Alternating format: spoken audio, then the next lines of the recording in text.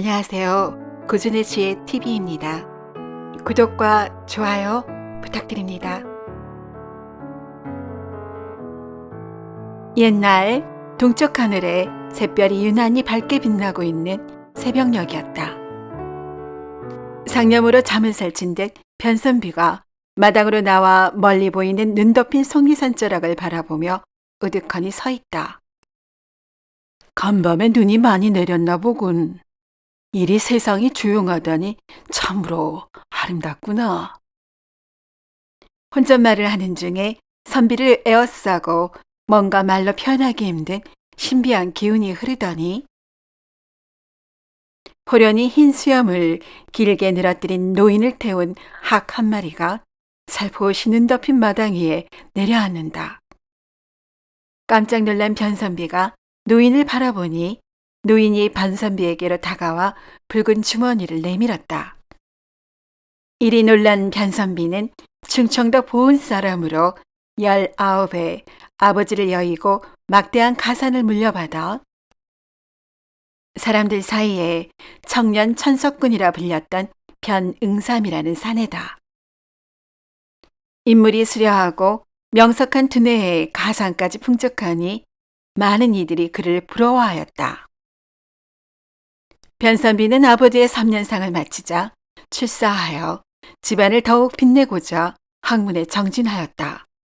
또 한편으론 1년에 수차례 한양에 발걸음을 하여 명문 거족의 인사들과 교류를 이어가며 국가의 경륜을 연구하던 차에 반정으로 세조 임금이 즉위하자 여러 충신들을 참하고 조카인 단종을 폐위하여 사사하는 병고를 목도하게 되었다. 이에 변선비는 세상이 참으로 혼탁하고 무상하다는 것을 깨달았다.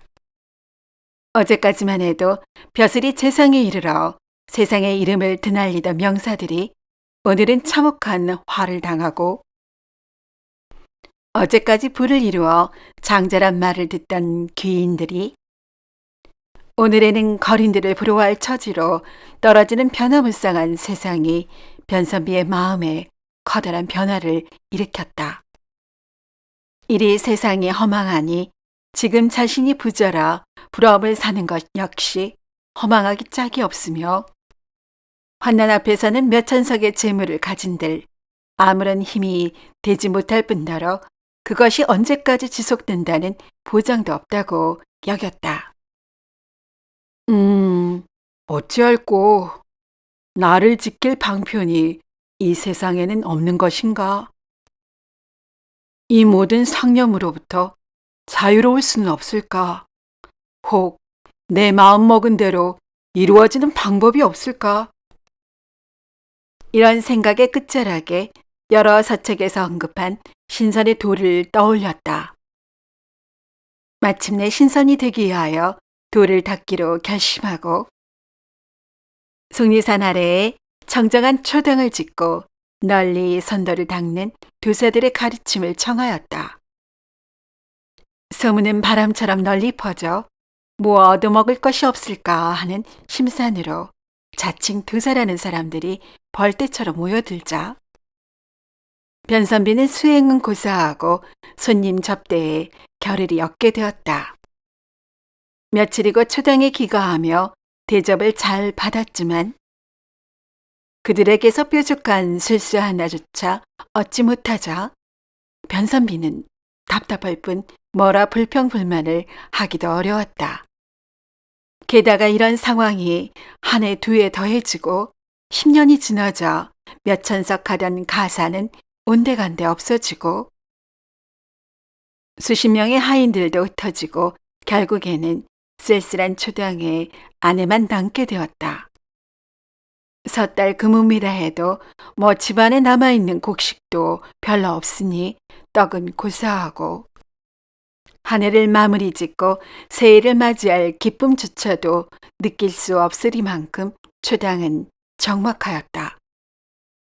다음날 변선비는 절로 눈이 떠지니 아직도 동력은 어둠에 쌓여있는 듯했다. 답답한 마음에 변선비가 마당으로 나오자 새해 첫날 인사인 양 하얀 눈이 백설기를 깔아놓은 듯 마당에 켜켜이 쌓여 있었다. 마당 한가운데 서서 멀리 하늘을 바라보니 눈 덮인 속리산 자락이 눈에 들어왔다. 어허, 세상의 뜻한 대로 성취하는 방법이 진정 없는 것인가? 온 세상을 뒤덮은 서설같이 공연히 머리털만 휘어질 뿐이란 말인가? 이리 한탄하며 멀리 흰 자락의 속리산을 다시 바라보니 어디선가 신성한 기운과 소리가 변선비를 감싸돌았다. 이윽고 하얗게 쌓인 눈 위로 눈발같이 흰 학 한 마리가 흰눈같이 하얀 백발 노인을 등에 태운 채 천천히 날아오더니 조당마당으로 살포시 내려와 노인이 변선비에게 다가오는 것이 아닌가. 놀란 변선비는 순간 멈칫하였으나 뿜어져 나오는 신비로운 기운에 공손히 머리 숙여 노인을 맞이한다. 아, 저 상계에 계시는 신선님께서 이 누추한 하계에 이렇듯 왕림하시니 황감하올 따름입니다. 누추하오나 어서 대청으로 오르시지요. 허허, 아니올시다. 내 일찍이 선생이 선도의 정성이 지극함을 알았으나 세속의 번잡함을 즐기지 않는 고로 인연이 오히려 멀어진 듯 하던 차에 오늘 특히 조용한 틈을 타서 잠깐 방문한 것이외다. 네, 별로 드릴 만한 선물이 없어 이에 선단 3개를 드리고자 합니다. 이는 뜻한 바를 이루어주는 여의 선단이라는 것이요. 무엇이든지 마음으로 원하는 것을 생각하며 이 약을 삼키면 원하는 대로 즉석에서 성취하는 것이니 잘 간수하였다 쓰도록 하시오. 얼떨결에 손에 붉은 주머니를 받아든 변선비는 고맙다며 연신 머리를 수그렸다.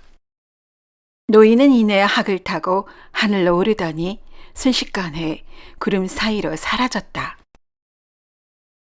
변선비는 너무 순간에 일어난 일이라 꿈인 듯 하였다. 멍하니 학이 사라진 허공을 응시하다 손에 쥐어진 붉은 주머니를 내려보고 꿈이 아니라 현실임을 깨달았다. 변선비가 붉은 주머니를 열어보니 가막살 나무에 빨간 열매 같은 알약 3개가 보였다. 변선비는 감사한 마음에 신선이 떠나간 하늘을 향해 절하였다. 주머니를 놓칠세라 두 손으로 꼭 쥐고 방으로 들어온 변선비는 흥분된 마음을 가라앉히고 곰곰이 생각해 보았다. 오, 이제야 천우신조로 만사형통할 근본을 얻었으니 참으로 고마운 일이구나. 갑작스런 선물이 생기니 무슨 소원을 이루어야 할꼬? 뜻밖의 생긴 행운이라 어느 소원에 써야 할지 머리가 혼란스러웠다.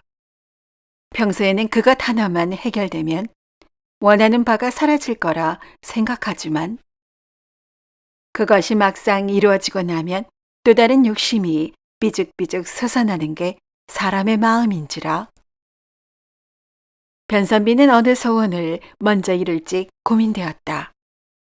우선 재산을 늘리는 것을 생각했으나 지금껏 천석군 재산을 선도를 구하려 탕진한 것이 떠올라 부질없다는 생각이 들었다. 이어서 드는 생각이 이 세상에 나오기 전에 전생의 삶이 궁금해지기도 했다. 끝으로 입신양명하여 이름을 세상에 알리고 자손 만대에 칭송받으려 한양을 번번이 오가던 일이 떠올랐으나 임금의 고륙상장과 벼슬아치들의 권력 다툼에 진저리를 치고 조당에 들어왔던 일이 떠올랐다. 그렇지. 아무래도 내가 선도의 뜻을 두었기에 이리 선단을 얻는 행운을 갖게 되었거늘. 어찌 어지럽고 탁한 세상에 미련을 두겠는가? 두 번째 생각대로 내가 전생에 무엇이었는지 이것부터 알아봐야겠구나. 변선비는 이리 혼잣말을 하고 알약 하나를 손바닥에 들고서 눈을 감고 간절한 마음으로 말했다. 신사님, 천지신명은 굽어살피사 이 몸이 이 세상에 나오기 전에는 어느 세상에서 무엇으로 어찌 지내왔는지 그것을 알게 해주소서. 이리 외치며 알약 하나를 꿀꺽 삼켰다. 이어 변선비가 눈을 떠보니 몸이 전보다 가벼워지고 풀밭에 배를 깔고 엎드린 채 몸이 미끄러지듯 풀밭 사이로 움직이는 것이다. 이게 뭔가? 뭐지? 하고 근처 물이 고여있는 물 웅덩이로 가 자신을 바라보니 자그마한 뱀이 아닌가. 이에 놀란 마음을 다스릴 겨를도 없이 아이들이 저기 뱀 있다. 뱀 잡자. 야, 빨리 돌멩이 던져. 도망 못 가게. 외치는 소리에 몸을 빠르게 움직였으나 자신보다 빠른 아이의 나뭇가지 든 손이 자신을 마구 때리는 것이었다. 어디 살고 봐야지 하는 생각에 눈에 보이는 돌틈으로 머리를 들이밀고 있으려니 아이들의 성화에 꼬리가 짓이겨지는 통증이 밀려왔다. 이제는 죽었구나 하는 생각에 온 힘을 다해 풀숲으로 달아나 숨었다. 사방이 고여지니 약풀을 물어다가 꼬리에 난 상처에 바르고 며칠을 은신하니 몸을 움직일 수 있게 되자 허기가 느껴졌다. 먹이를 구하려고 풀숲에서 고개를 들어 주위를 살피는 중에 갑자기 허공에서 휙 하는 소리와 함께 황새가 날쌔게 날아드는 것이다. 뱀이 된 변선비는 헐레벌떡 다시 풀숲 깊이 들어가 숨었다. 가슴이 방망이질 치고 입이 바짝바짝 말라 침조차 삼킬 수 없었다. 황새가 사라지자 목이 타는 듯 갈증이 밀려왔다. 근처 시내 물속으로 사르르 미끄러지듯 들어가 마음껏 물을 마시고 막 언덕으로 나오려는데 그 뭔가가 입술을 바늘로 찌르는 것 같더니 동시에 몸이 어디론가 휙 끌려가는 것이 아닌가. 그 와중에 실눈으로 입가를 바라보니 아플싸 낚시 바늘이 입에 걸려 끌려가는 중이었다. 아, 이제는 죽었구나. 참으로 원통한 일이다. 야의 만사 형통이라는 것이 도리어 이런 고통을 받게 되는구나. 이리 체념하고 힘없이 끌려갔더니 낚싯줄을 감았던 어부가 소리쳤다. 식전 대바람에 뱀장어나 한 마리 걸린 줄 알았더니 아무짝에도 쓸모없는 실뱀이 걸렸네. 이리 외치며 목덜미를 잡아 언덕에 내던지는 바람에 아득히 깊은 고요 속으로 빠져들었다.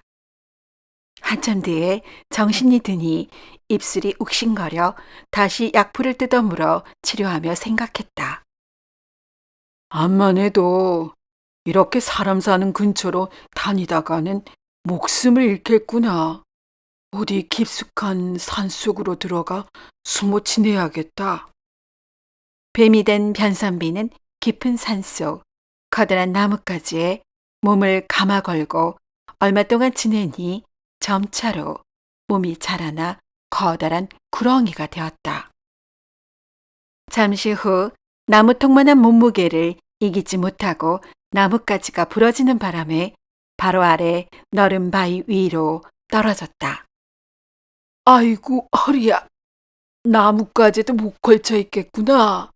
아슬아, 아무데나 있어보자. 이렇게 허탈하게 바위 위에 걸쳐 있으려니 어디선가 사람들 목소리가 들려온다. 아, 이것 보게 아주 오래된 고목이 쓰러졌네 그려. 이것을 갖다 패어 장작을 만들면 이 겨울은 좋게 지내겠구먼 그래. 잠시 쉬고 시작하세나. 이리 말하고 두 사내는 뱀 몸뚱이를 나무로 알고 걸터 앉아 곰방대에 담배 한 대를 피고 담뱃불을 뱀 몸뚱이에 탁탁 터는 통에 변선비는 뜨거워 견딜 수가 없어서 몸을 움찔했다. 아이고 놀래라. 아니 이게 뭔가? 아, 나무가 아니라 구렁이네. 이리 외치며 달아나는 것이 아닌가.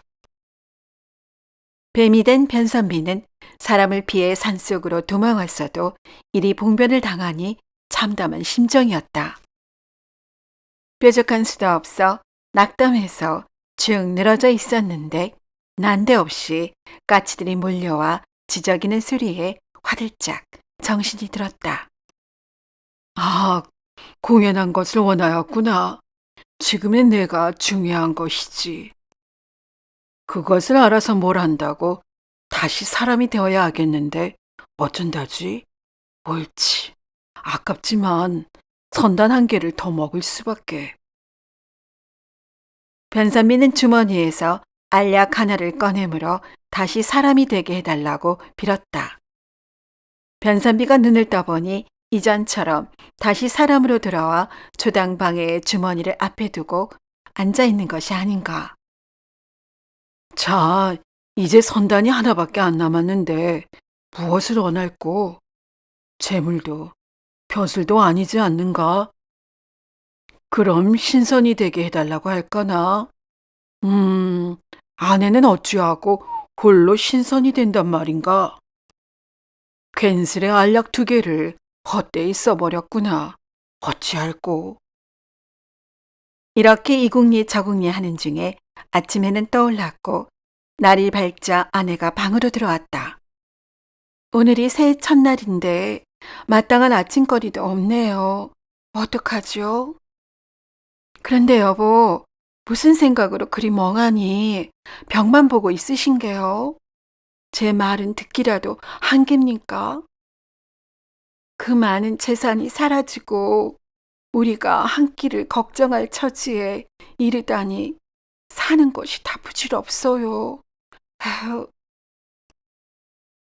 단식어린 아내의 한숨소리에 정신이 번쩍 든 듯 변선비는 화색이 도는 목소리로 여의 선단 얻은 일을 이야기하자 아내가 놀란 듯 반기며 재물이 예전처럼 늘어나길 바라자고 하니 변선비가 고개를 가로저었다. 아니요. 돈만 있어도 그게 정말 사람에게 행복을 주는 게 아니라오. 그럼 무엇을 원하시려고요? 딱 신선이 되기를 원했으면 하는데 나 혼자 되면 어찌하오. 부인과 같이 되어야지. 이 말에 아내가 함께 신선이 되자고 하자 알약이 하나 남은 상황을 이야기했다. 아, 참. 그럼 2개를 허비하신 게군요. 그래도 그것이 참으로 신통하긴 하네요. 하며 아내가 눈을 깜빡이며 곰곰이 생각하더니 여보, 좋은 수가 있어요. 그 약이 무엇으로 만든 약인지 그 재료를 알게 해달라고 소원을 하면 그 약을 많이 만들어 무슨 소원이든지 생각나는 대로 성취할 것이 아니에요. 당신은 뭘 그리 어렵게 생각하셔요? 이리 쉬운 일을. 변선비는 아내의 말이 참으로 신통하다는 듯이 고개를 끄덕이더니 지필묵을 꺼내놓고 눈을 감았다. 신사님, 이 약이 무슨 재료로 만든 것인가 소상히 가르쳐 주소서. 하고 간절한 마음으로 축원하며 남은 알약을 꿀꺽 삼켰다. 이내 붓을 쥔 손이 저절로 움직이며 다음과 같은 글귀가 종이 이에 쓰여졌다. 여의, 불여의, 불여의, 여의, 무사무념제, 선계, 여의단. 이 글귀는 사람들이 생각하는 여의, 즉 마음대로 된다 하는 그 여의한 것이란 것이 도리어 여의하지 못한 것이요. 사람들이 생각하는 뜻과 같지 못하다는 불여의라는 것이 오히려 여의한 것이니 아무것도 생각지 말고 염려하지 않는 것이 신선들의 여의한 것이라는 약이 된다는 뜻이다. 변선비는 이 글귀를 접하고 자신이 살아온 길을 뒤돌아보았다. 사람들이 그토록 원하는 부자가 되어 벼슬을 구해 명예를 얻으려 했으나 참으로 할 일이 못 된다고 깨달아 신선이 되기를 원하였지만 그 원하는 바를 재물을 가지고 구하려다 오히려 재물만 탕진하였다. 뜻밖의 신선을 만나 여의 선단을 얻었을 때 자기의 소원을 이루었다는 것이 자기가 원치 않은 괴로움을 받았으니 필경은 뜻밖의 욕심을 부린 것이 또한 뜻밖의 결과를 얻게 되었다는 생각이 들었다. 변선비는 이처럼 글귀를 1000번이고 10,000번이고 되뇌이며 읽고 또 읽어 세상과 사람의 일을 크게 깨닫게 되었다. 이후 변선비 부부는 신선 같은 마음과 행동으로 청정무결한 아름다운 여생을 보내었다고 전해진다. 오늘도 이야기를 시청해 주신 여러분께 감사드립니다. 재미있는 이야기로 곧 찾아뵙겠습니다.